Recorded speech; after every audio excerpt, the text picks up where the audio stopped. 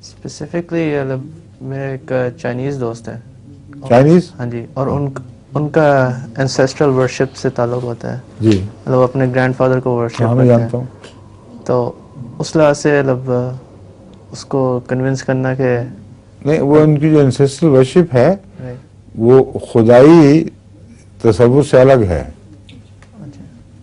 انسیسٹرل worship اس طرح نہیں کرتے کہ وہ اس کو زندہ خدا سمجھ کے اس کو مانگتے ہیں، اچھا. بلکہ جو آباء و اجداد کا ادب اور احترام ہے اس کے تعلق میں وہ اپنے آباء و اجداد کی روحوں کو خوش کرنے کے لیے کچھ لکڑی کی چیزیں بناتے ہیں، کچھ اس میں وہ خوشبوئیں جلاتے ہیں اور سمجھتے ہیں کہ یہ اس سے ان کی روحیں خوش ہوں گی اور ان کے سامنے جھکتے ہیں کہ ہم آپ کے فرما بردار بچے ہیں. اچھا. یہ ہے بس. اچھا. ان کے انسیسٹرل ورشپ میں کوئی وہ خدائی تصورات ہیں ہی نہیں جو بت پرستی میں ہیں یا زندہ مذاہب میں ہیں، توحید پرست مذاہب میں. سمجھ گئے؟ ہاں جی. ان کی فلسفی یہاں جا کے ختم ہو جاتی ہے. اچھا. اس سے بھی بس اتنا ادب ہے. اور اصل فلسفہ ان کو مختلف ہے.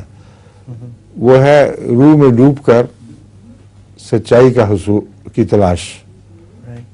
وہ تاؤزم کنفیوشنزم دونوں میں ملتا ہے، لیکن اس کے مزید پس منظر میں آپ جائیں تو پھر اللہ تعالیٰ کی طرف سے وحی کے ذریعے مذاہب کا آغاز صاف دکھائی دینے لگتا ہے. لیکن ہر مذہب نے جب وہ سورس سے یعنی اپنے منبع سے دوری کا سفر کیا ہے تو مختلف سمتوں میں چلا گیا. ضروری تو نہیں کہ ہر پانی ایک ہی سمت میں بہے. کچھ بت پرستی کی طرف چلے گئے، کچھ یہ آبا پرستی کی طرف چلے گئے، کچھ یہ یوگا فلسفے کی طرف نکل گئے. تو آغاز تو خدا ہی کی طرف سے ہوا تھا، مگر اب یہ ان کا جو دوری کا رستہ ہے وہ ایک خاص نشیب پر چل پڑا ہے. ٹھیک ہے؟